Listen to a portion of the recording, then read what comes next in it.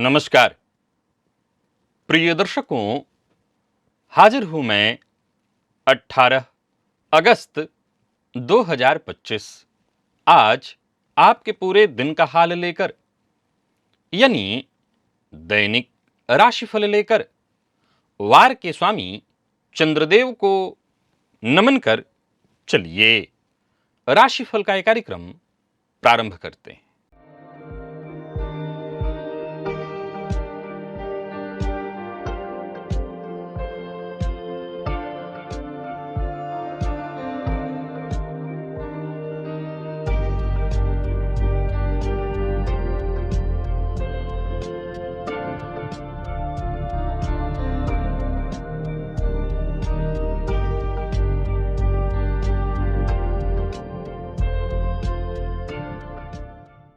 बात करेंगे सबसे पहले आज के पंचांग की।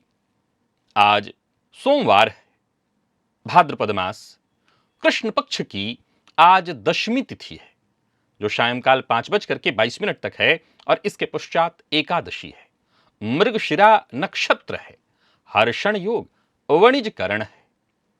बात होगी पंचांग की। चंद्रमा आज वृषभ राशि में रहेंगे दोपहर 2:40 तक और इसके पश्चात मिथुन राशि में प्रवेश कर जाएंगे और अभिजित मुहूर्त का समय दिन में 11:36 से दोपहर 12:28 तक का होगा। वहीं राहुकाल प्रातः 7:30 बजे से 9 बजे तक। जैसा कि आप सभी जानते हैं, कोई भी नया और शुभ कार्य, जिस कार्य से चिरकाल तक लाभ लेना हो, ऐसे प्रत्येक कार्य को अभिजित मुहूर्त में प्रारंभ करना चाहिए। ये अभिजित मुहूर्त हरिकवती प्रिय है। राहु काल में कोई भी नया कार्य प्रारंभ नहीं करना चाहिए।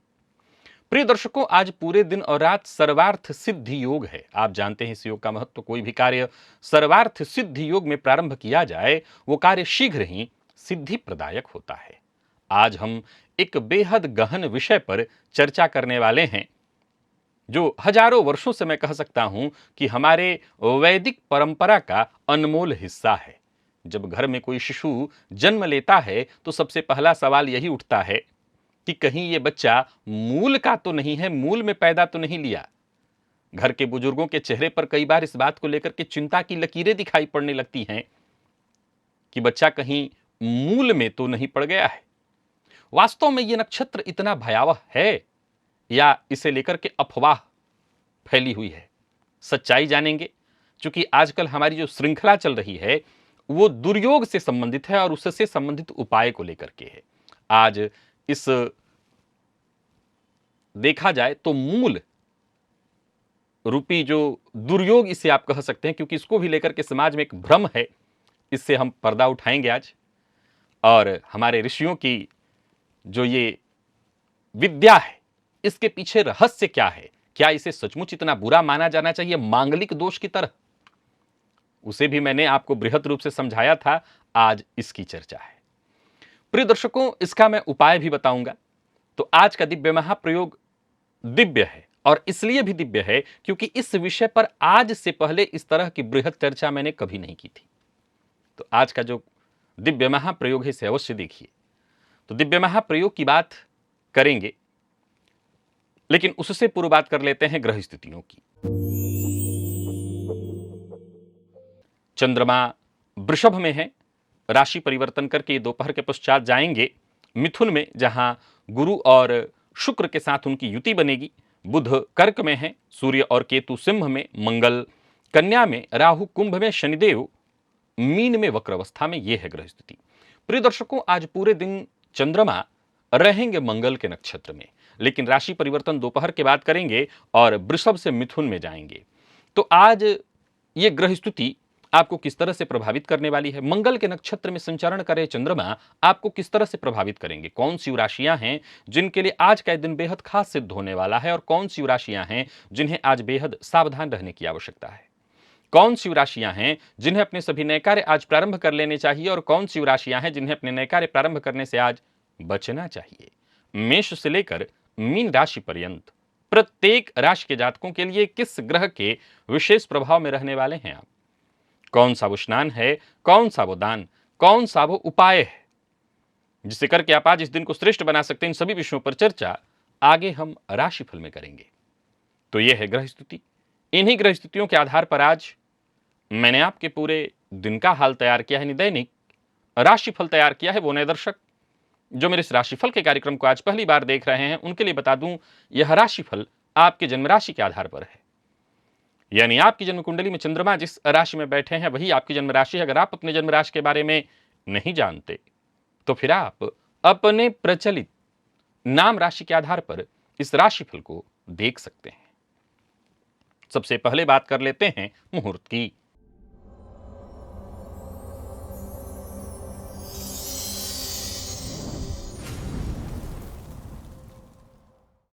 23 अगस्त दिन शनिवार, स्नान दान श्राद्ध की अमावस्या है और उस दिन कुशोत पाटनी अमावस्या है। प्रिय दर्शकों, वर्ष में एक ऐसा ये अवसर मिलता है जहां उस दिन उखाड़ कर रखा हुआ कुशा वर्ष पर्यंत काम आता है। ऐसे देखा जाए तो जब भी आप अमावस्या के दिन कुशा उखाड़ते हैं, कुशा लेकर के संग्रह करते हैं, तो वो कुशा 1 माह तक आपके काम आ सकता है, फिर इसके बाद वो अपवित्र माना जाता है। अगर ऐसे अमावस्या इत्यादि ना हो तो जिस दिन आपने कुशा उखाड़ा वो सिर्फ 1 दिन काम आता है, इसके बाद वो किसी काम नहीं आता। लेकिन कुशोत्पाटनी अमावस्या यानी भाद्रपद मास की अमावस्या को कुशोत्पाटनी अमावस्या कहा गया है और उस दिन उखाड़ा हुआ कुशा 1 वर्ष तक काम आता है। बाकी उस दिन कोई और मुहूर्त नहीं है। क्या आप जानते हैं कि आपकी जन्म कुंडली में आपकी जो सफलता की असली चाबी है वो कहां छिपा हुआ है? वो चाबी छिपी हुई है आपकी कुंडली के तीसरे भाव में। तीसरा भाव किस चीज का है? तो आपके साहस का, आपके पराक्रम का, आपके संघर्ष का।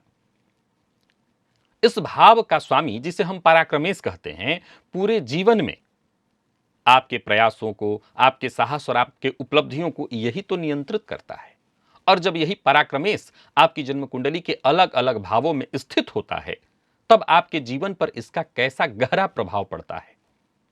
कहीं यह स्थिति आपको साहसी और प्रभावशाली बना देती है, तो वहीं कहीं आपको संघर्षों के बीच विजेता बनने का मार्ग भी देती है। तीसरे भाव का स्वामी जन्म कुंडली के हर भाव में बैठकर कैसा प्रभाव देता है, एक बेहद अद्भुत जानकारी। तृतीयेश की गुप्त शक्ति की चर्चा अगर आप जानना चाहते हैं तो इस वीडियो में मैंने तृतीयेश की गुप्त शक्ति की चर्चा की है 12वें भाव में। इस वीडियो को एक बार अवश्य देखिए, लेकिन इस लिंक को क्लिक करें उससे पहले आपको ये राशिफल देखना चाहिए, क्योंकि आज का जो दिव्य महाप्रयोग है बेहद ज्ञानवर्धक है। प्रिय दर्शकों, चलिए चलते हैं दिव्य महाप्रयोग की ओर।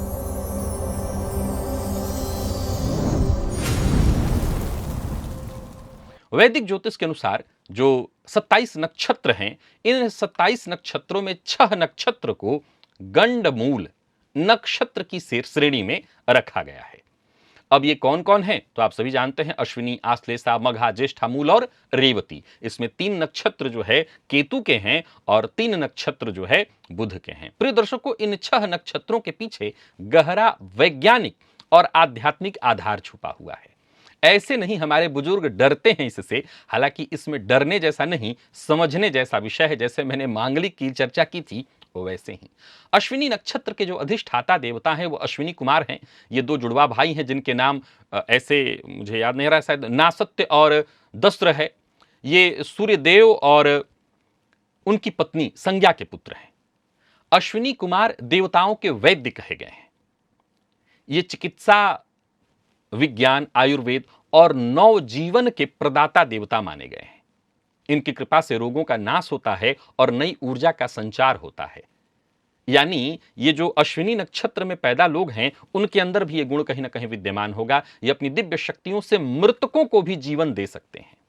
तो वहीं आश्लेषा नक्षत्र, प्रिय दर्शकों, ये जो आश्लेषा नक्षत्र है इसके देवता सर्प हैं, नाग, और ये एक अत्यंत रहस्यमय और शक्तिशाली नक्षत्र है। क्यों? क्योंकि सर्प केवल जीव नहीं बल्कि कुंडलिनी शक्ति का प्रतीक है। ये गुप्त ज्ञान, तंत्र विद्या और आध्यात्मिक शक्तियों के स्वामी हैं। नागों की जो ऊर्जा है उसमें विनाश और सृजन दोनों की असीम शक्ति छुपी हुई है। और मैं कह सकता हूं कि ये जो नक्षत्र है ये व्यक्ति को गहरी अंतर्दृष्टि और रहस्यों को समझने की क्षमता, तत्व ज्ञान प्रदान करने वाला है। देखा जाए तो वास्तव में यह नक्षत्र उन्हें ही मिलता है जिन्हें जीवन में कोई विशेष आध्यात्मिक मिशन पूरा करना हो। मघा, प्रिय दर्शकों, यह नक्षत्र पितृसत्ता से जुड़ा हुआ है। मघा नक्षत्र के देवता पितरों को कहा गया है, यानी हमारे पूर्वज। पितरों का जो अर्थ है वो महान आत्माएं जो भौतिक शरीर छोड़कर सूक्ष्म जगत में निवास कर रही हैं, लेकिन अपने वंशजों को उनकी रक्षा कर रही हैं, उनका मार्गदर्शन कर रही हैं। ये नक्षत्र पैतृक संस्कारों, कुल परंपरा और वंश की जो गरिमा है, हमारे पूर्वजों का जो आशीर्वाद है, उसी से जुड़ा हुआ है। मघा नक्षत्र में जो जन्मे लोग हैं, निसंदेह उन्हें अपने कुल का नाम रोशन करने की ये प्रेरणा इससे मिलती है। और कहीं ना कहीं ये लोग राजसी प्रवृत्ति के तो होते ही हैं, नेतृत्व क्षमता भी इनके अंदर खूब होती है। ज्येष्ठा नक्षत्र के देवता इंद्र हैं और ज्येष्ठा के अधिष्ठाता देवता जो है इंद्र को ही कहा गया है। देवराज इंद्र साहस, शक्ति, नेतृत्व और विजय के प्रतीक हैं। ज्येष्ठा शब्द का अर्थ ही है ज्येष्ठ, यानी सबसे बड़ा, श्रेष्ठ। यह नक्षत्र व्यक्ति में वीरता, पराक्रम और श्रेष्ठता की भावना जागृत करता है। इंद्र की कृपा से व्यक्ति को उच्च पद, मान सम्मान, धन, वैभव और सामाजिक प्रतिष्ठा प्राप्त होती है। यह नक्षत्र राज्य शासन और उच्च अधिकारों से जुड़ा हुआ माना जाता है। और मूल, इसी को अभुक्त मूल भी कहा गया है। प्रिय दर्शकों, यही वो विशेष नक्षत्र है जिसकी देवी निरृति, मूल नक्षत्र की अधिष्ठात्री निरृति हैं, जिन्हें विनाश या विघटन की शक्ति कहा गया है। लेकिन यहां ध्यान से समझिए, यहां विनाश का अर्थ नकारात्मकता से नहीं है। यहां उसी तरह का विनाश है जैसे एक किसान खेत से पुराने फसलों को काट लेने के बाद, पहले तो काटता है, फसल जो हो गई पूरी उसको काटता है, इसके बाद फिर धरती को खोदता है, उसमें जो चीजें बची हुई उसको निकाल के बाहर फेंकता है, यानी खेत की सफाई करता है, फिर नई बुआई करता है। निवृत्ति वही है जो अनुपयोगी है, जो हानिकारक चीजें हैं उसका नाश करती हैं, और जो फिर नया और श्रेष्ठ है उसकी स्थापना करती हैं। यानी एक पवित्र कार्य जो नव सृजन कहा जा सकेगा या कहा जाएगा। मूल नक्षत्र के व्यक्ति में भी परिवर्तन लाने की अद्भुत शक्ति होती है। और रेवती, प्रिय दर्शकों, इसके देवता पूषा हैं। रेवती नक्षत्र के देवता पूषा हैं। ये देवता यात्रा, मार्गदर्शन, पोषण और सुरक्षा के स्वामी हैं। ये पशुओं के रक्षक के रूप में भी माने जाते हैं। रेवती का अर्थ धनवान या समृद्ध होता है। पूषा देवता भटके हुए राहियों को सही रास्ता दिखाने वाले कहे गए हैं, उन्हें मंजिल तक पहुंचाने वाले कहे गए हैं। प्रिय दर्शकों, ये नक्षत्र यात्रा, व्यापार, पशुपालन, कृषि से संबंधित कार्यों में सफलता दिलाता है। रेवती नक्षत्र के जो व्यक्ति हैं वो दयालु, उदार और परोपकारी प्रवृत्ति के होते भी हैं। गंडमूल नक्षत्रों को अब सवाल उठता है कि अशुभ क्यों कहा गया। अब ये मुख्य प्रश्न आता है। अभी तक तो हमने नक्षत्रों की चर्चा की, जो 6 नक्षत्र हैं। अब प्रश्न खड़ा होता है कि आखिर इन नक्षत्रों को अशुभ क्यों माना जाता है, इसके पीछे क्या तर्क है। इसके पीछे गहरा और वैज्ञानिक ज्योतिषीय कारण छुपा हुआ है। प्रिय दर्शकों, वो कारण है संधिकाल। संधिकाल की विशेषता पहले समझिए। ये जो 6 नक्षत्र हैं, ये उन स्थानों पर आते हैं जहां 2 राशियां आपस में मिलती हैं। जैसे कि मीन की समाप्ति, मीन राशि की समाप्ति और मेष वहां से शुरू होता है, तो यहां पर मिलन है। वैसे ही कर्क राशि की समाप्ति और सिंह राशि का शुरुआत। वहीं मघा नक्षत्र को अगर आप देखें तो वृश्चिक का समापन और धनु राशि की शुरुआत। मूल में भी अगर आप देखें तो यही है। यानी कुल मिलाकर के शास्त्रों में संधि काल को एक नाजुक काल माना गया है, जैसे सुबह और शाम, या फिर यूं समझिए कि गोधूली काल। यह संधि काल जहां दिन और रात का मिलन बिंदु जिसको हम कहते हैं। ऋतु परिवर्तन के समय भी ऐसा ही होता है। उस समय भी अगर आप ध्यान से समझें तो जब कोई ऋतु परिवर्तन होता है तो आमतौर पर लोगों की तबीयत खराब होने लगती है। डॉक्टर के पास जाएं तो क्या कहते हैं कि हाँ, मौसम बदल रहा है इसलिए ऐसा हो रहा है। ये तो आप जानते ही हैं। तो ऊर्जाओं में परिवर्तन होता है, वातावरण अस्थिर हो जाता है। इसे हम ऐसे भी कह सकते हैं जैसे ये सभी नक्षत्र राशि चक्र के उन सीमावर्ती बिंदुओं पर स्थित हैं जहां एक जल राशि का अंत और अग्नि राशि का प्रारंभ है। यानी जहां अग्नि का उत्साह जल में डूबने लगता है। इस गंडांत पर प्रकृति स्वयं असमंजस में पड़ जाती है कि पुराना चक्र समापन पर है और नया अभी पूर्ण आकार नहीं ले पाया है। यदि कोई जीवन चक्र इस पॉइंट पर आकर के आरंभ होगा तो उस आत्मा में अपरिभाषित त्वरा, अनगढ़ वेग जन्मजात होगा।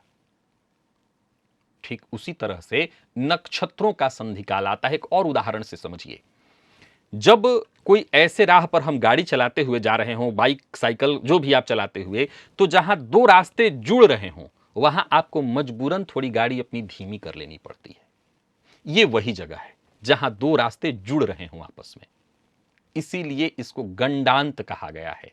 प्रिय दर्शकों, यह ब्रह्मांडीय ऊर्जा में बदलाव यहीं पर आकर के होता है। कई बार इस समय में नकारात्मक शक्तियां अधिक सक्रिय हो जाती है।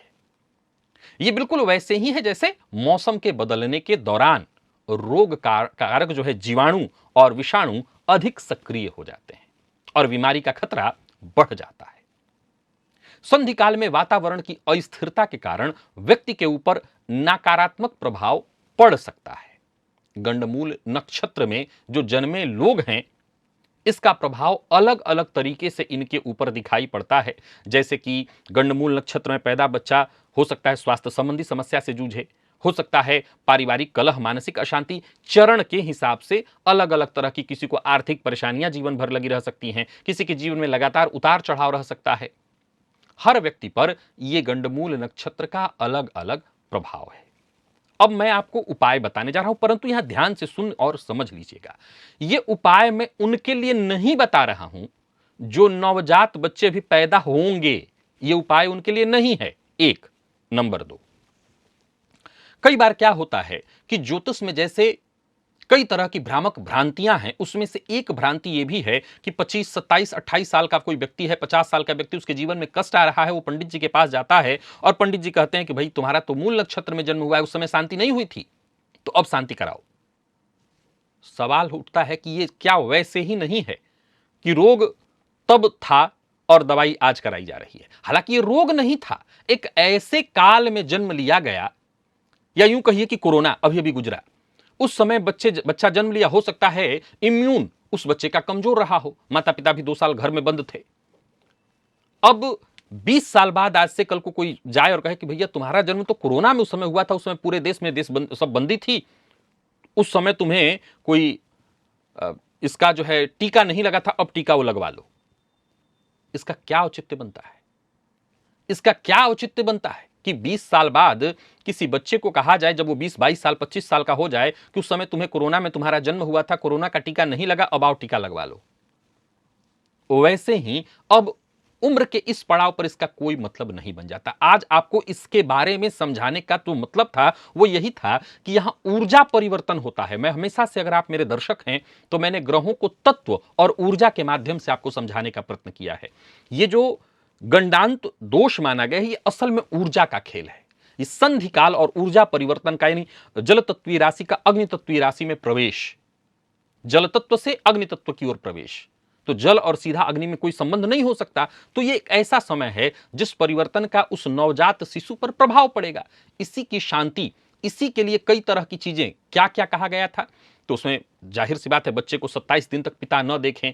इसका यह भी मतलब है कि बहुत ज्यादा उस बच्चे को सुरक्षा में रखा जाता था। आज भी रखी जाने की ही प्रक्रिया है कि उस बच्चे को पूर्णतः सुरक्षा में रखा जाए। कुल मिलाकर के मैं आपको ये जो उपाय बता रहा हूं उन लोगों के लिए है जो उम्र के अधिक पड़ाव पर पहुंच गए हैं। जो बच्चे जन्म लेंगे उनको तो उसी विधि से जब 27 दिन पूरा हो जाए, वो नक्षत्र लौट करके आए, उस नक्षत्र की पूजा की जाती है, स्नान इत्यादि कराया जाता है, प्रक्रियाएं उसकी होती हैं, हवन इत्यादि होता है, वही कराना चाहिए, वही श्रेष्ठ है। लेकिन अगर आप उम्र के अधिक पड़ाव पर हैं और तब भी आपको किसी पंडित जी ने कह दिया और मन में भ्रम पाले बैठे हैं, तो अगर आपका जन्म अश्विनी नक्षत्र में हुआ है तो एक मूल उपाय आपको बताता हूं।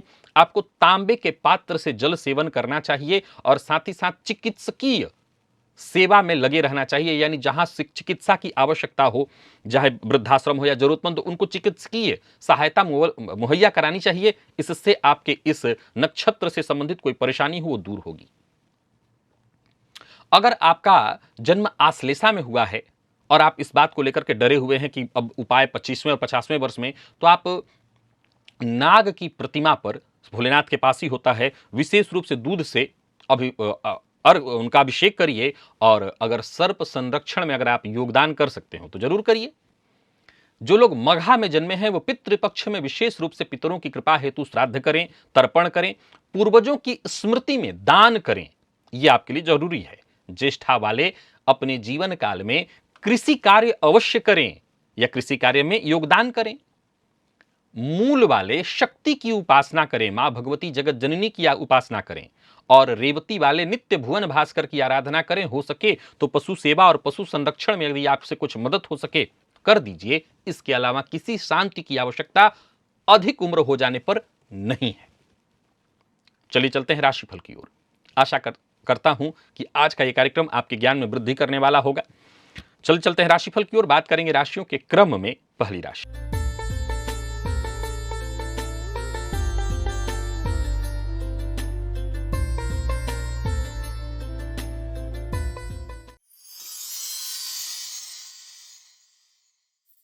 मेष राशि के जातकों के लिए आज का दिन क्या लेकर क्या रहा है। गोचर कुंडली में चंद्रमा राशि से आपके दूसरे और फिर तीसरे भाव में चले जाएंगे। आज आपको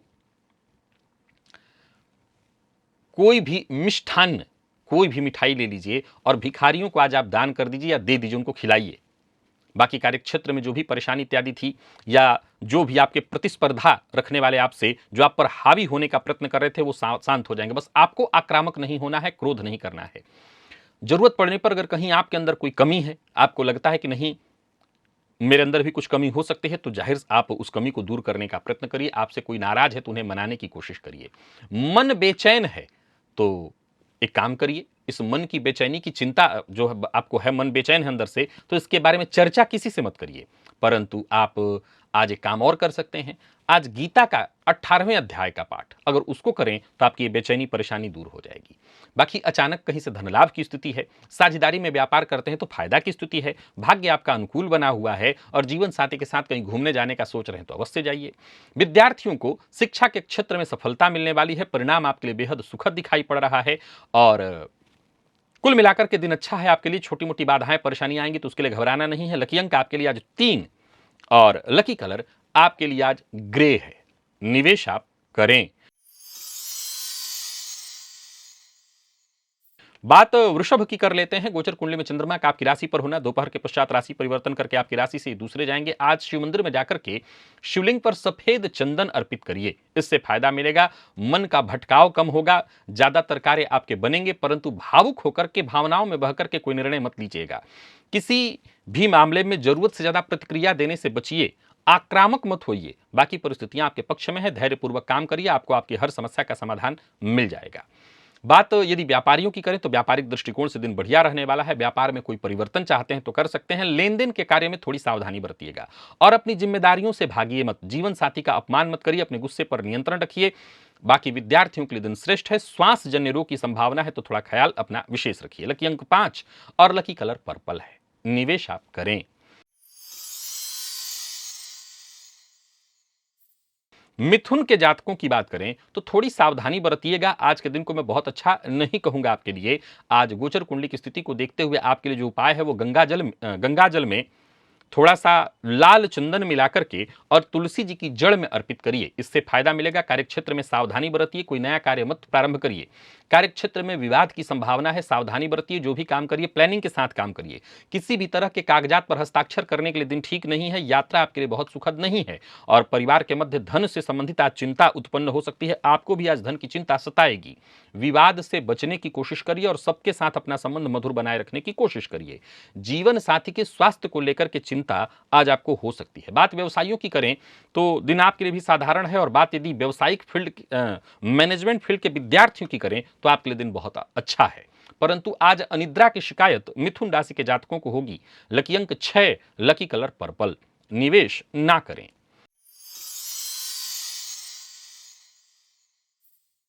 कर्क के जातकों की बात करें तो आज कर्क राशि के जातक आज के दिन को श्रेष्ठ बनाए रखने के लिए नवग्रह स्तोत्र का पाठ करिए। अपनी जिम्मेदारियों से भागिए मत और जो भी काम करिए पूरी गंभीरता के साथ करिए। सोचे हुए काम आपके पूरे होंगे, भाग्य का साथ मिलेगा। और साथ के साथ एक बात और भी हो जाने वाली है कि लोग आज आपके काम की तारीफ करेंगे। मित्रों की सहायता आपको मिलने वाली है और मित्रों के सहयोग से भी आज आपका काम बनने वाला है। कुल मिलाकर के दिन बढ़िया है। संतान पक्ष से कोई खुशखबरी, व्यापारियों के लिए दिन बढ़िया, और कोई निवेश करना चाहते हो तो अवश्य करिए, फायदा मिलेगा। जोखिम भरा भी कोई निवेश है तो कर सकते हैं। प्रेम संबंध के मामले में दिन अच्छा है। दाम्पत्य जीवन सुखमय। जो लोग अविवाहित हैं उन्हें विवाह का प्रस्ताव मिलेगा, और आईटी फील्ड के विद्यार्थियों के लिए दिन बहुत अच्छा रहने वाला है। स्वास्थ्य के मामले में कोई परेशानी नहीं दिखाई पड़ती। लकी अंक आपके लिए आज 2 और लकी कलर सिंदूरी है। निवेश करें।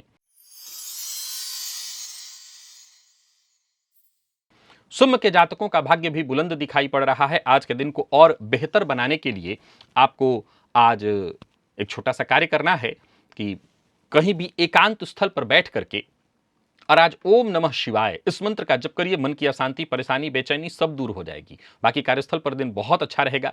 काम आपके सारे बनेंगे, सारे बनने वाले हैं। हाँ, थोड़ा मूड परिवर्तन, आज थोड़ा कहते हैं मूड स्विंग होना, ये बहुत ज्यादा आज आपके साथ होगा। कार्यस्थल पर दिन वैसे अच्छा है। जो भी जरूरी काम है वो आपके पूर्ण होंगे। व्यापारियों के लिए भी दिन बहुत अच्छा है। व्यापार में यदि कोई परेशानी थी वो दूर होगी। आमदनी में आपकी वृद्धि होने वाली है। राजनीति से जुड़े हुए हैं तो आज का दिन बहुत अच्छा है। थोड़ा बस संभल करके रहिएगा।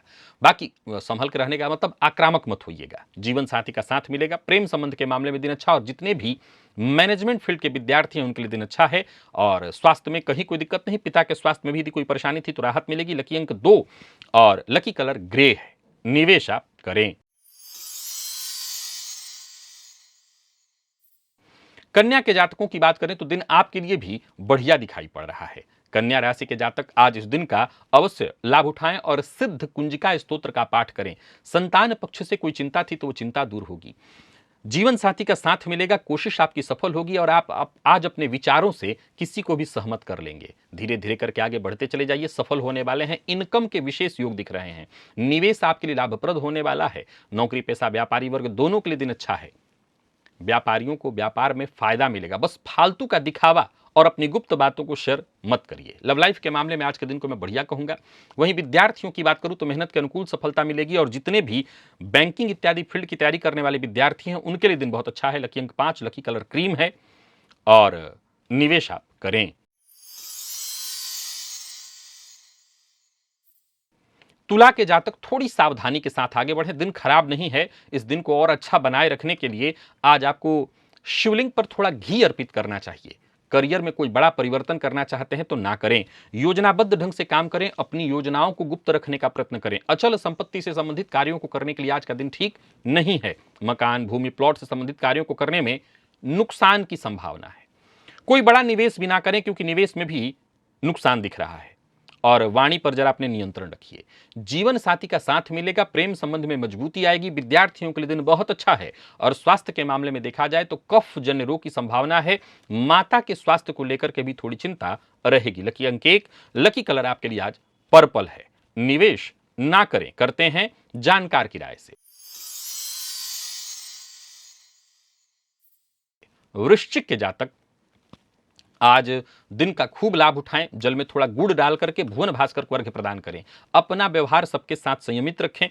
कुछ बड़ी खरीदारी करने वाले हैं तो कर सकते हैं। यात्रा करने वाले हैं तो कर सकते हैं। और मीठा बोलकर आप अपने सारे काम आज पूरा करा सकते हैं।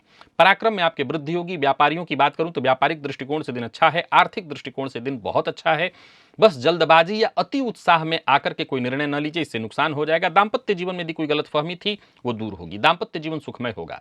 जीवन साथी का साथ मिलेगा। विद्यार्थियों के लिए दिन सकारात्मक परिणाम लेकर के आ रहा है। पिता के स्वास्थ्य की थोड़ी चिंता हो सकती है, लेकिन बहुत कोई घबराने वाली बात नहीं है। लकी अंक आपके लिए आज 8 और लकी कलर सफेद है। निवेश आप करें। वहीं धनु के जातकों की बात करें तो गोचर कुंडली की स्थिति आपके भी पक्ष में है। आज एक घी का दिया तुलसी जी के सम्मुख अवश्य रख दीजिएगा। रोजमर्रा के काम में जो बड़े परिवर्तन करना चाहते हैं करिए। मन और मस्तिष्क दोनों आपके सक्रिय रहेंगे। कोई बड़ी आकांक्षा आपकी पूर्ण होगी। मित्र की सहायता से आपके काम बनने वाले हैं, और कई दिनों से रुका हुआ कोई कार्य अचानक आज आपका बन जाएगा। यात्रा आपके लिए बहुत फायदेमंद रहने वाला है। पैसों से संबंधित कोई भी परेशानी थी वो दूर होगी। कोई बड़ी उपलब्धि आपके नाम होने वाली है, और कमीशन से जुड़ा कार्य करते हैं तो भी आपको लाभ मिलेगा। व्यर्थ के व्यय से बचिए, और जोश में आकर के कोई कार्य मत करिए, नहीं तो नुकसान हो सकता है। बाकी संबंधों को आज विशेष महत्व दीजिएगा। चाहे वो मित्र हो, दाम्पत्य जीवन हो, माता पिता, संबंध को विशेष महत्व दीजिए। स्वास्थ्य में कोई परेशानी थी तो उससे राहत मिलेगी। लकी अंक 3, लकी कलर मैरून है, और निवेश आप करें। वहीं मकर के जातकों की यदि बात करें तो गोचर कुंडली में चंद्रमा राशि से आपके आज षष्ठ से संबंध बनाए हुए हैं। दिन अच्छा है, ऋण लेन देन से बचना है, शिव मंदिर में जाकर के शिवलिंग पर थोड़ा शहद अर्पित कराना है। बस इतना करने से ही आज आपकी ऊर्जा एक्टिव हो जाएगी, आत्मविश्वास में आपकी वृद्धि होगी। ऑफिस में कोई महत्वपूर्ण कार्य जो आपके हाथों ही आज संपन्न होगा, साथ के लोगों का सहयोग मिलेगा। कड़ी मेहनत में कोई कमी मत लाइए, खूब मेहनत करिए। दिन अच्छा है, दूसरों का भी वक्त आने पर साथ दीजिए और धैर्यपूर्वक काम करते चले जाइए। प्रेमियों के लिए दिन बहुत अच्छा है। कार्य क्षेत्र में देखें तो आपके अधिकार क्षेत्र में वृद्धि होगी। राजनीति से जुड़े हुए हैं तो दिन बहुत आपके लिए बढ़िया है। कार्य क्षेत्र में यदि कोई टेंशन इत्यादि था वो टेंशन दूर होगा, बस आप घर बाहर की टेंशन बाहर ही छोड़ के आइएगा। मेहनत के अनुकूल परिणाम मिलने वाला है। मेडिकल फील्ड के विद्यार्थियों के लिए दिन बहुत अच्छा है। स्वास्थ्य भी आपका ठीक है, बस वाहन चलाते समय सावधानी बरतिएगा। लकी अंक 3, लकी कलर बादामी है। निवेश जानकार की राय से करें। कुंभ के जातक थोड़ी सावधानी बरतें, खान पान नियंत्रित रखें और आज बटुक भैरव अष्टोत्तर सतनाम स्तोत्र का पाठ या श्रवण करें। सोचे हुए कार्य बनेंगे, परंतु कोई नया कार्य प्रारंभ करने से आपको बचना होगा। ओवर कॉन्फिडेंस में आकर के कोई फैसला मत लीजिए। किसी भी तरह के कानूनी दस्तावेज पर हस्ताक्षर मत करिए। प्रेम संबंध में थोड़ी परेशानी दिखाई पड़ रही है। और व्यापारियों की बात करूं तो व्यापारिक दृष्टिकोण से दिन अच्छा है, पर निवेश आपको आज नहीं करना। वाहन चला रहे हैं तो सावधानी के साथ करिए चलाइए। नौकरी पेशा लोगों के लिए ठीक है। सरकारी नौकरी से जुड़े हुए हैं तो दिन अच्छा है। प्राइवेट सेक्टर में आज बॉस की थोड़ी सी झाड़ सुननी पड़ सकती है, डांट सुननी पड़ सकती है, लेकिन इससे चिंता नहीं, घबराने की आवश्यकता नहीं। मेडिकल फील्ड के विद्यार्थियों के लिए दिन श्रेष्ठ है। और बाकी स्वास्थ्य के दृष्टिकोण से देखें तो थोड़ी सावधानी बरतिएगा। पेट से संबंधित परेशानी दिखाई पड़ रही है। लकी अंक 4, लकी कलर आपके लिए आज जामुनी है। निवेश जानकार की राय से करें या ना करें।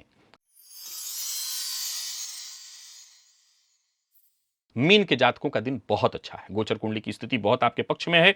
आज हनुमान जी की आरती घी के दिए से करिए, ज्यादातर कार्य आपके बनेंगे। कोई नया कार्य प्रारंभ करने की सोच रहे हैं, कोई ऐसा दिमाग में आइडिया है तो काम करिए। सरकारी कर्मचारियों के लिए दिन बेहद शुभ है। उच्चाधिकारियों से सहयोग मिलेगा। व्यापारियों को व्यापार में फायदा और साझेदारी में व्यापार करते हैं तो इनकम में वृद्धि। राजनीतिज्ञ हैं तो पद मान सम्मान में वृद्धि। यानी कुल मिलाकर के आज का दिन आपको उन्नति दिलाने वाला है। मीडिया के फील्ड से जुड़े हुए हैं तो भी आज का दिन आपके लिए बहुत अच्छा है। पत्रकारिता इत्यादि के फील्ड से जुड़े हैं, दिन बेहद खास है। प्रेम संबंध बहुत सुखद, दांपत्य जीवन भी बढ़िया। और स्वास्थ्य के मामले में बस मसालेदार चीजों का अधिक उपयोग नहीं करना है। लकी अंक 1, लकी कलर आपके लिए स्काई ब्लू है और निवेश आप अवश्य करिए। तो प्रिय दर्शकों, ये था मेष से लेकर के मीन राशि पर्यंत प्रत्येक राशि के जातकों के लिए आज आपके पूरे दिन का हाल। अभी के लिए बस इतना ही। इजाजत दीजिए, पुनः मुलाकात होगी। तब तक के लिए नमस्कार।